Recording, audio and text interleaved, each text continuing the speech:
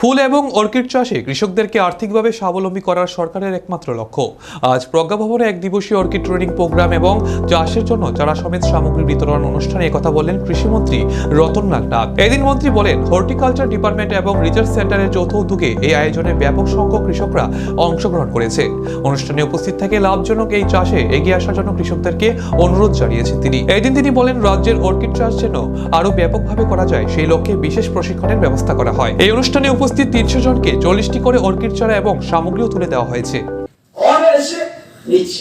তো আগে যেটা আমার অনুরোধ থাকবে আপনাদেরকে, যে অর্কিড একটা ভালো উদ্যোগ নিয়েছে, কিন্তু আমার একটা রিকোয়েস্ট আছে আপনাদের কাছে, যারা অতিথিরা এসেছেন, বিশেষ করে ডাইরেক্টর সাহেব, আপনাকেও বলছি যে আমাদের one request to set up one ICAR based network center in Tripura.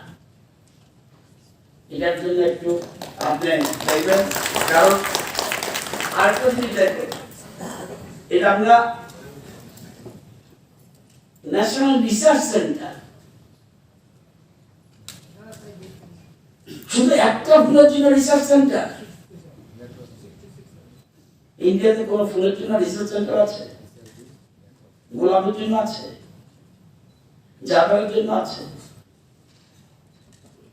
বা অন্যান্য ফুলের জন্য আছে? নেই।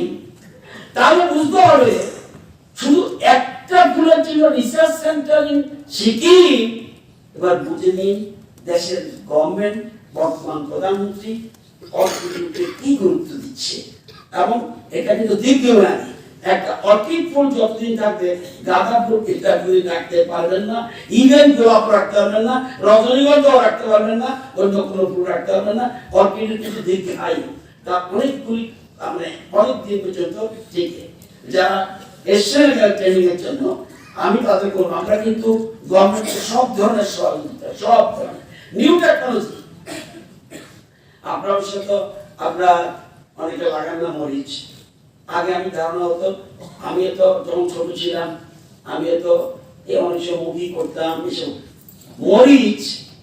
এখন কি কৃষকরা যদি আজকে থেকে 7-8 বছর আগে বলতো, এই কি পদ্ধতি, মালচিং পদ্ধতিতে তুমি হঠাৎ প্লাস্টিক মিশাই দিয়া এটার উপরে চাষ করতো, কৃষক কি বলে, আরে না আমার দরকার নেই, এটা দিয়ে কিভাবে হবে, কেমনে প্লাস্টিকের ভিতরে হবে। আজকে মালচিং পদ্ধতিতে নিউ টেকনোলজি, টেকনোলজিটা বলছে আমাদের শিক্ষা করছেন, নিউ টেকনোলজি যত বেশি নিউ। আপনি কৃষক, ঠিক আছে, আপনি কৃষিকাজ করছেন, কিন্তু আমার কৃষি দপ্তর, হর্টিকালচার ডিপার্টমেন্টে সায়েন্টিস্ট আছে, আমরা যেটা না বুঝবো কৃষি বিজ্ঞান কেন্দ্র আছে, ICAR আছে, আমাদের বিভিন্ন নলেজ সেন্টার আছে, আমাদের প্রত্যেক জায়গায় আমাদের কৃষি বিজ্ঞানীরা আছে, নিউ টেকনোলজি, এবং সব জায়গাতে জিজ্ঞাসা করে। এখন কিন্তু সব ফোন করে জিজ্ঞাসা করে, আমার ফুল গাছে কিন্তু পোকাটা হয়েছে, কি করবো, মোবাইলে দেখাই দিয়ে সে আবার বলে দেয়। সুতরাং নিউ টেকনোলজি ইউজ করতে হবে, আপনার সুবিধা মতো হবে না। হ্যাঁ, এখন আর কিন্তু বেকারের বস্তু নাই, চাকরি থাকবে। এডুকেশন দপ্তর, আমি স্কুল রাখলে আমার টিচার নিয়োগ করতে হবে, আমার আইন শৃঙ্খলা রক্ষকের পুলিশ লাগে, এগ্রিকালচার দপ্তর চালাতে গেলে আমার দপ্তর লোক লাগবে, ইঞ্জিনিয়ার লাগবে, বিদ্যুৎ চালাতে গেলে বিদ্যুতের কর্মী লাগবে। কিন্তু এটা বেকার সমস্যার সমাধানের জন্য যদি কোনো মানুষ বলে উনি অন্য সঙ্গে বসবাস করছেন, আমি জানি না, কিন্তু ঘরে ঘরে রোজগার। দেশের প্রধানমন্ত্রী আর কোনদিন কোন প্রধানমন্ত্রী এই স্লোগান করেনি। এই যদি সেলফ হেল্প গ্রুপ আগে ড্রোন দিয়ে আগে যেমন চিন্তা করছে সরকার, যে আমার মা বোনদের স্প্রে দিতে গেলে ওষুধ যদি ভিতরে ঢুকে যায়, নাকের ভিতরে অসুবিধা হতে পারে, আগে ড্রোন দিয়ে আপনি সমস্ত কিছু স্প্রে দিচ্ছেন। ড্রোন দিদি চলে এসছে মার্কেটে। তো আজকের এই সুন্দর দিনে আমার মূল উদ্দেশ্য, যারা আপনারা জানেন যে আমাদের, আমি জানি না হর্টিকালচারে আমাদের যে স্কোপ ত্রিপুরাতে আছে, এগ্রিকালচার আমাদের ল্যান্ড কিন্তু কম, ম্যাক্সিমাম ফরেস্ট ল্যান্ড আমাদের 24% মাত্র জায়গাতে আমরা কৃষিকাজ করি। তাহলে কি করতে হবে? আধুনিক পদ্ধতি যত রকম, আর আগের মতো এখন এখানে বলতে পারবেন আগে যখন আমরা ধান করতাম ওই যে উঠানের মধ্যে আমরা মারা দিতাম, কার বাড়িতে ধান মারা দেয় না? উঠান তো একজন হাত